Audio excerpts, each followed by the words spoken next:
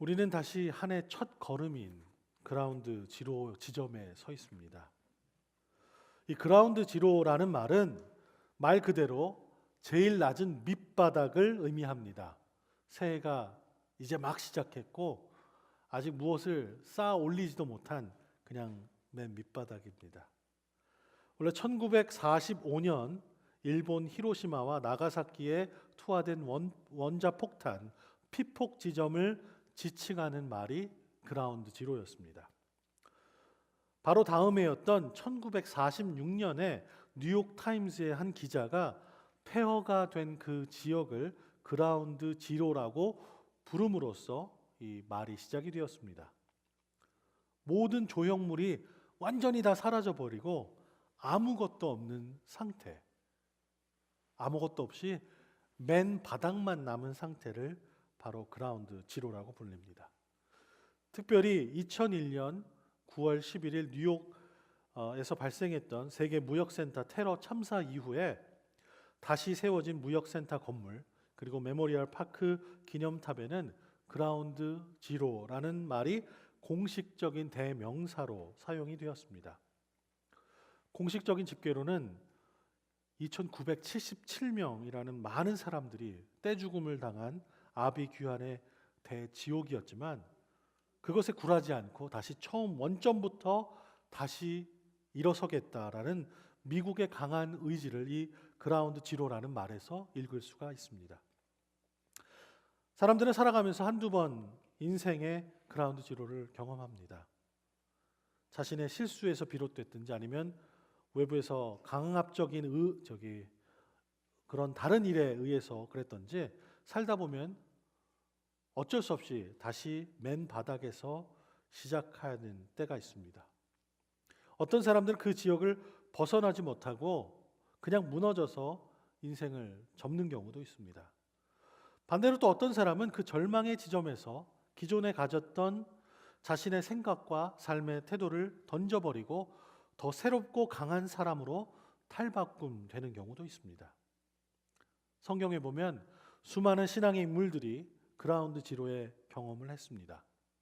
고통스럽고 절망스러운 순간이 있었지만 그들은 그곳에서 자신의 한계와 부족을 고백하고 연단의 과정을 통해서 하나님의 사람으로 다시 일어설 수 있었습니다.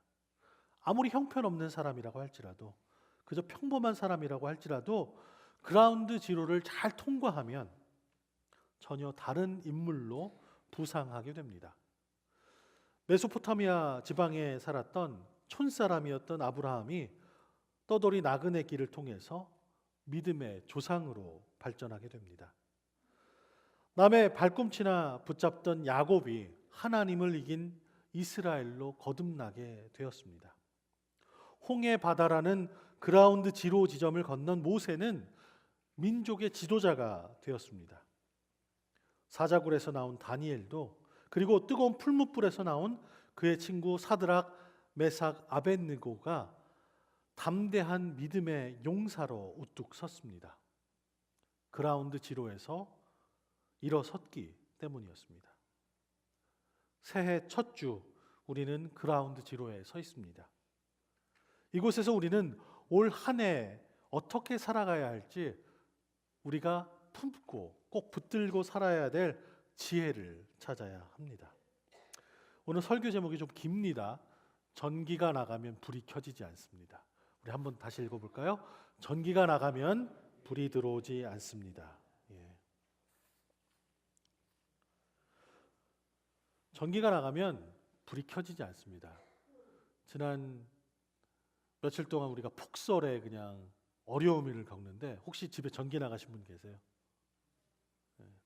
다행히도 저희 교회는 없네요. 전기가 나가면 불이 켜지지 않습니다. 이것은 사실입니다.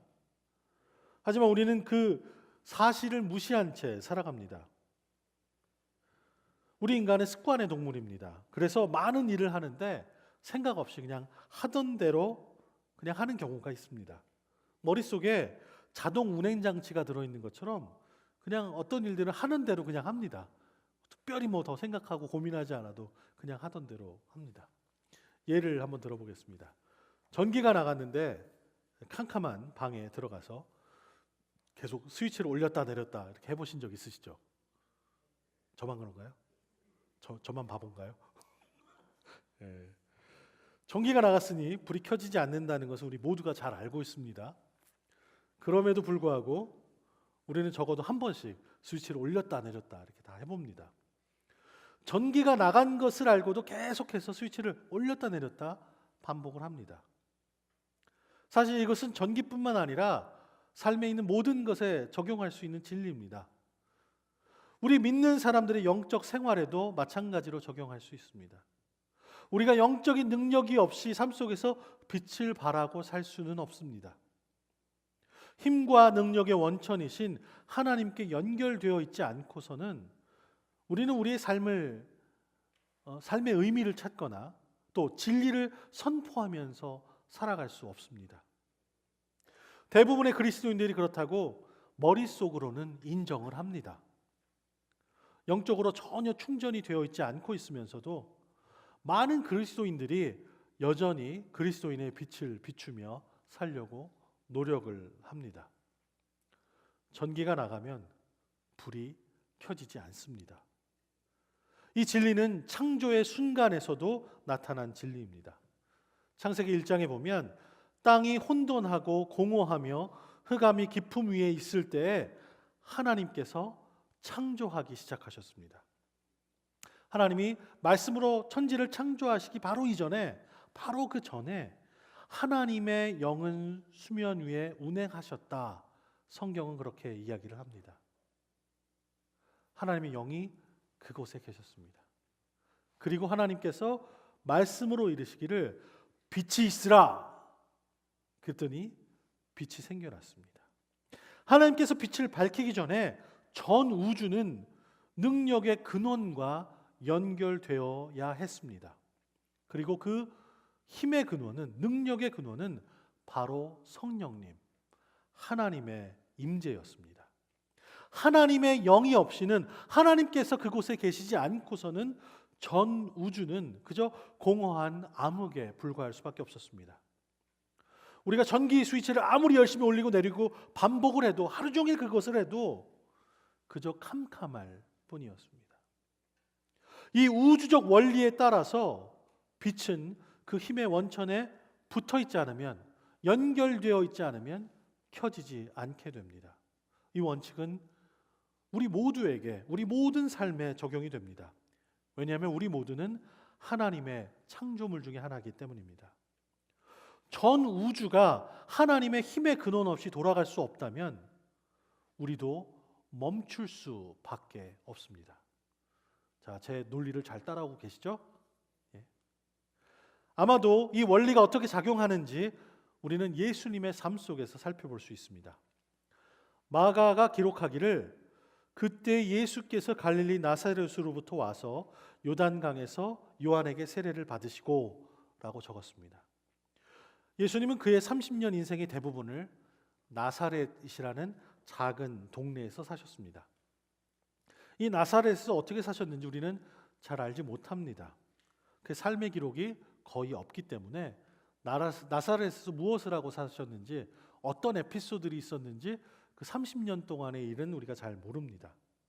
아마도 평화롭고 평범하게 사셨을 것이다.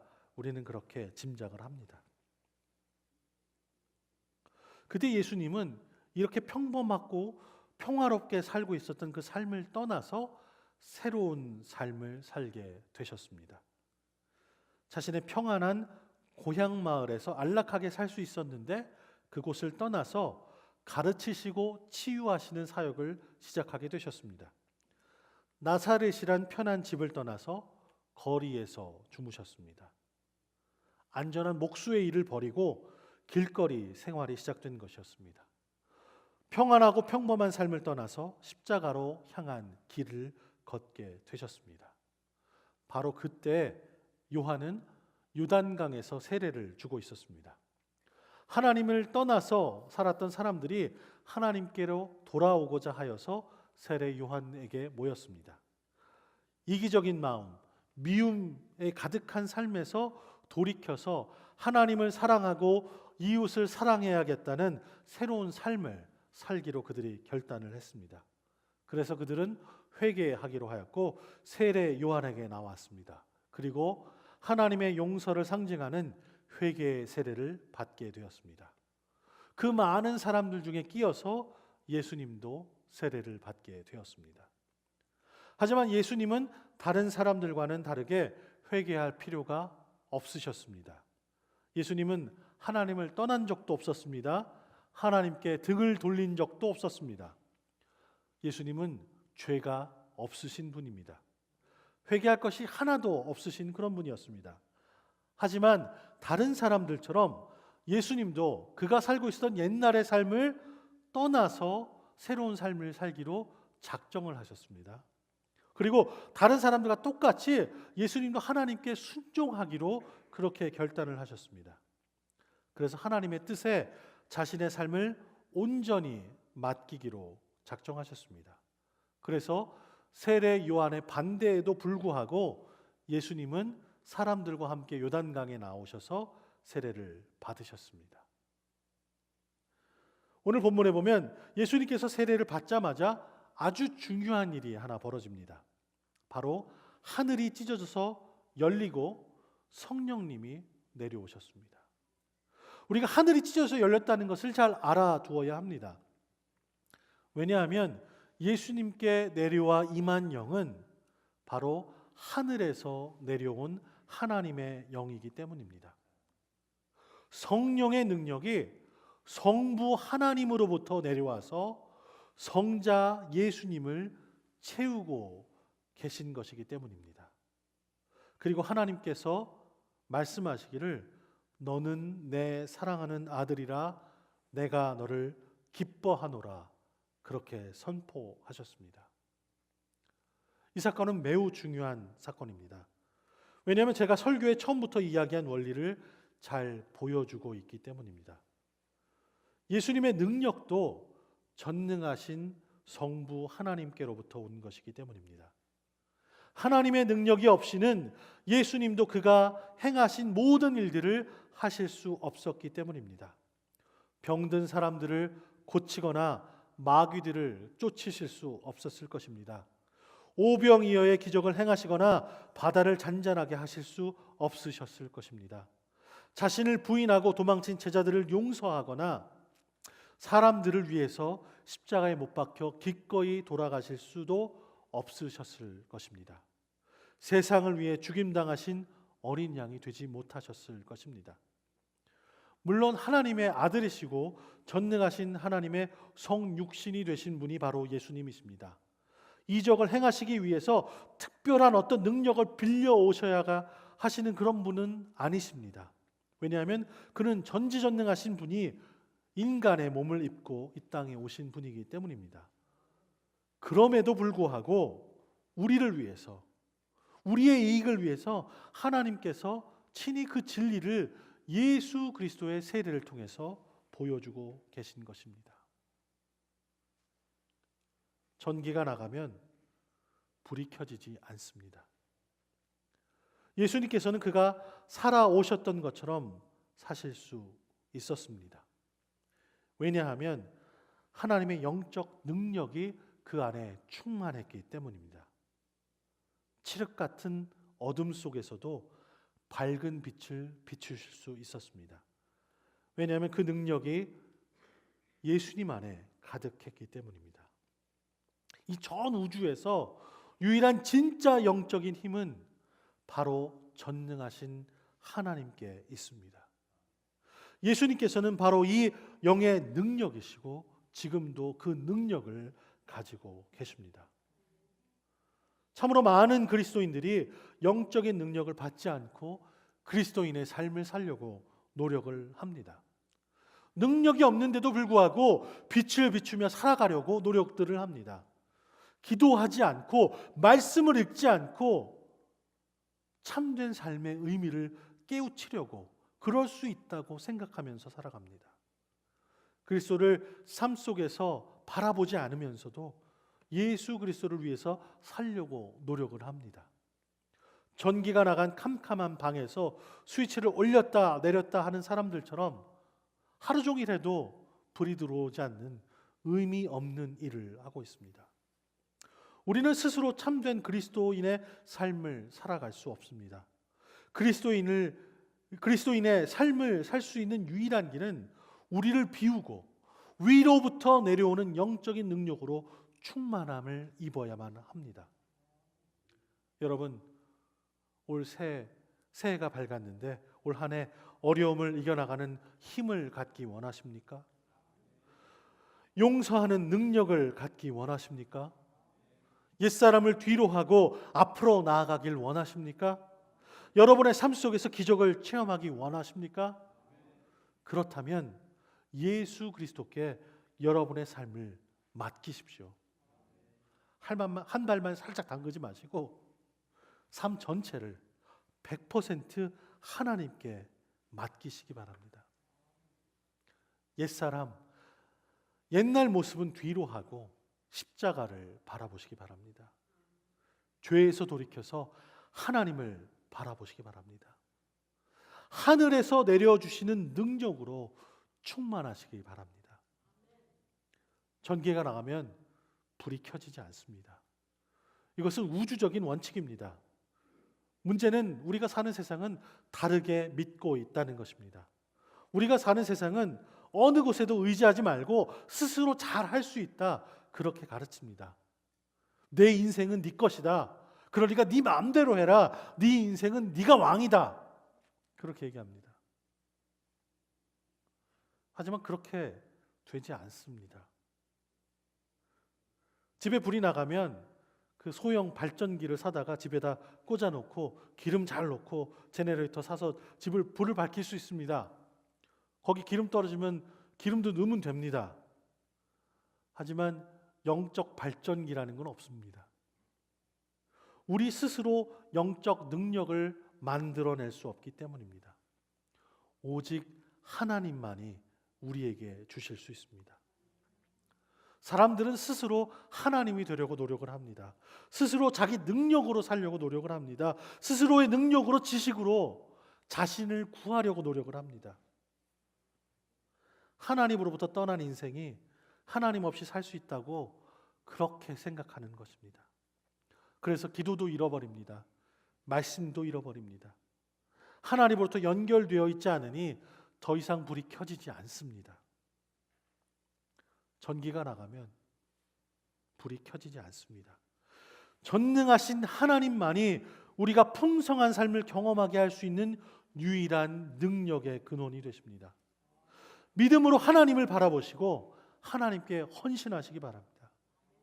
예수 그리스도께서 십자가에 죽기까지 그렇게 순종하셨던 것처럼 하나님의 뜻에 여러분의 삶의 전부를 의탁하시기 바랍니다.